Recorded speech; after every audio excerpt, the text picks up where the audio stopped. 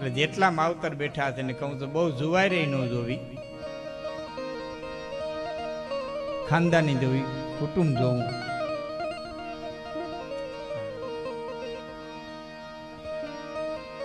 ભાઈ તમે આને થોડુંક રાખી દેજો ને બાપા, એ મને મેળ નહીં આવે.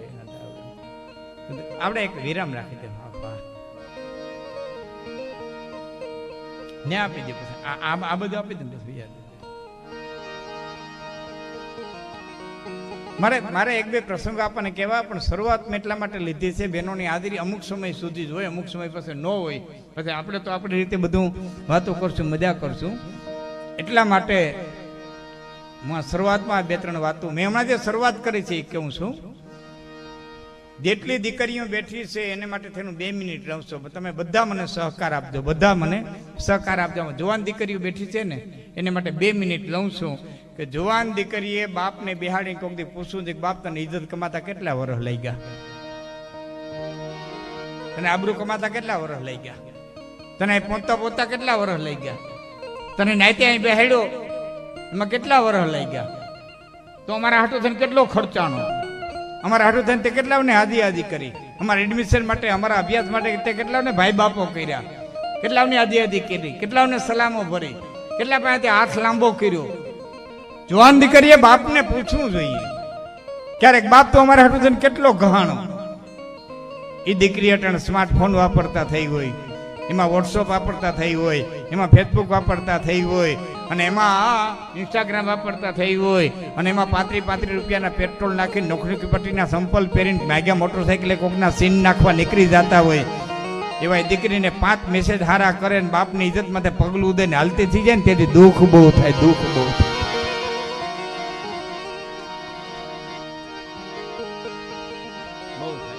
મારી માથે વિશ્વાસ ને તમને દાખલો આપી દઉં.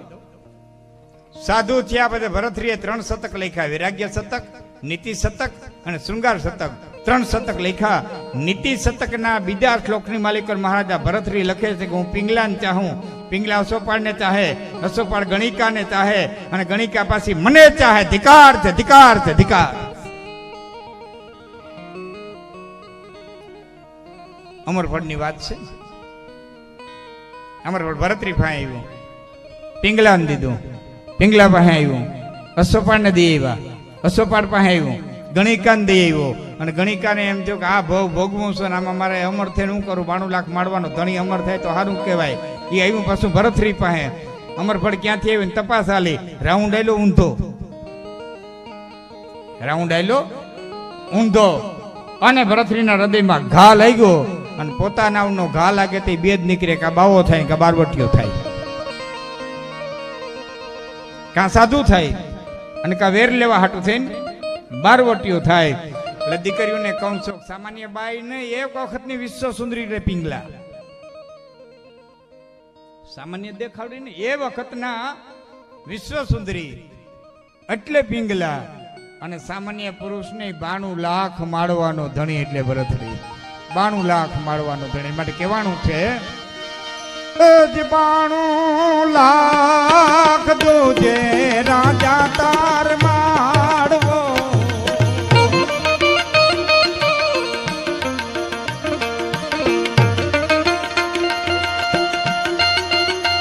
92 લાખ જોજે રાજા તાર માળવો,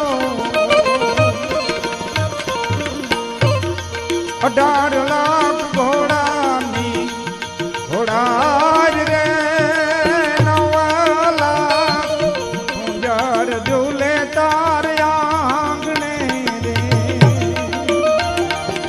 હજી કેવી તાર મુજેની શોભા રે, રે વિચારો રાજા ભરતરી,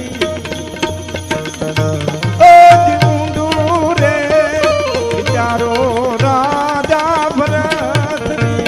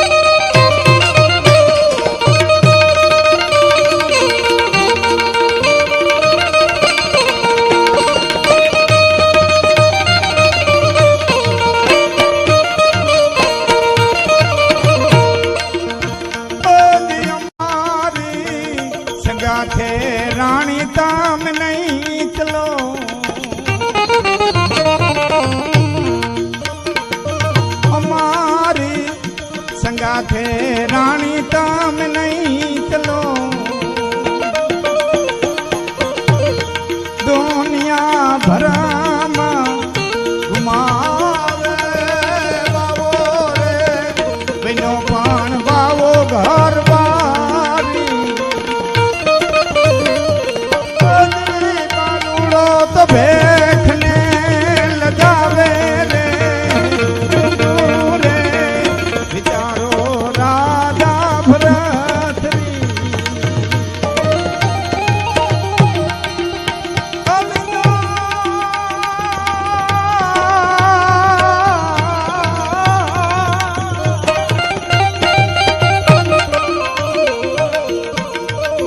हाली जाई जो बीड़ानी जमाई तू रे विचारो राजा भरतरी कुंडू रे विचारो राजा भरतरी हाली जाई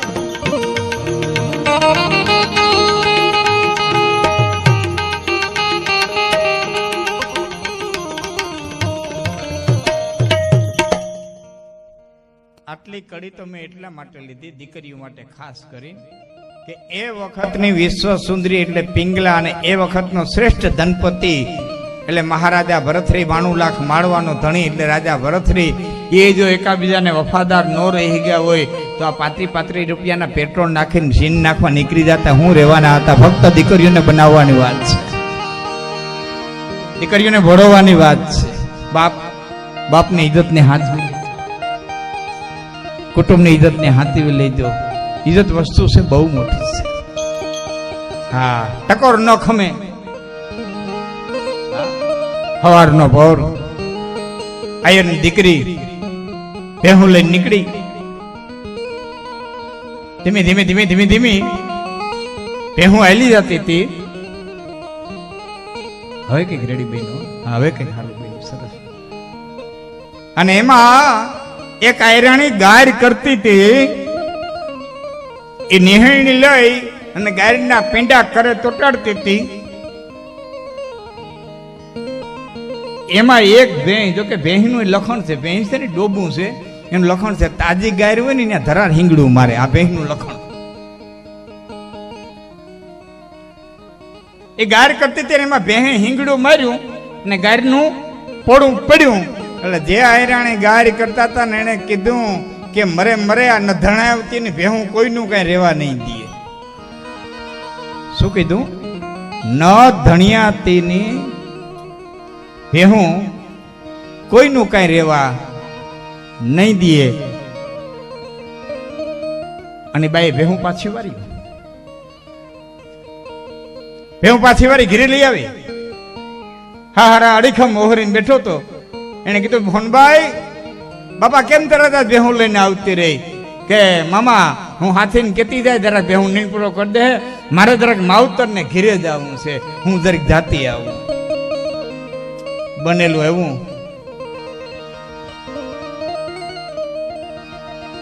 કે અડીખમ આયર દીકરાને પરણાવી અને ઘીરે લઈ આવ્યો તો હાંજે વરરાજો હજી કન્યાનું મોઢું જોવે, પરિણેતરનું મોઢું જોવે, પોતાની પત્નીનું મોઢું જોવે એ પેલા તેને સરપટદન થયો તો અને વરરાજાનું મળું ઘીરે આવ્યું હતું. અને દીકરીના માવતરે 8 દી પછી આવીને કીધું શું કરશું? દીકરીને તેડી જાય. હા બાપા અમારા ભાઈ ફૂટી ગયા, દીકરીને તેડી જાવ. અને તેથી દીકરીએ કીધું તો બાપ મારો પગ પડ્યો અને આનું ગ્યાર ગયું, આનું એકનો દીકરો અવસાન પામી ગયો, મારો પગ પડ્યો અને આ નિર્વંશ ચાહે આ દીકરો અવસાન પામી ગયો, આ જમી આ મકાન આ ખેડ આ વાડી આનું કોણ? આનો ધણિયાત્યું થઈ જાય. હવે તો બાપ આનો દીકરો થઈને રહું તો હું હોનબાઈ કેવા નકર તારી દીકરી. અને સફેદ પેસડી બાંધીની બાઈ કો હાંકવા જાય, સફેદ પેસડી બાંધીની બાઈ ભેહું ચારવા જાય. અને આજ ભેહું લઈ અને નીકળીને એમાં મેણું લાગ્યું અને ભેહું પાછી વર્યું. એ ઘેરે બાંધી હાર અને કીધું હમણાં હું આવું. હાન ન થાય મામા આવતી રે. અને પોતાના બાપને ઘેરે આવી અને રૂપિયાની વાહણી ઠાલવી, જોઈએ એટલા રૂપિયા લઈને મારા હાહરાનું ઘર કરાય,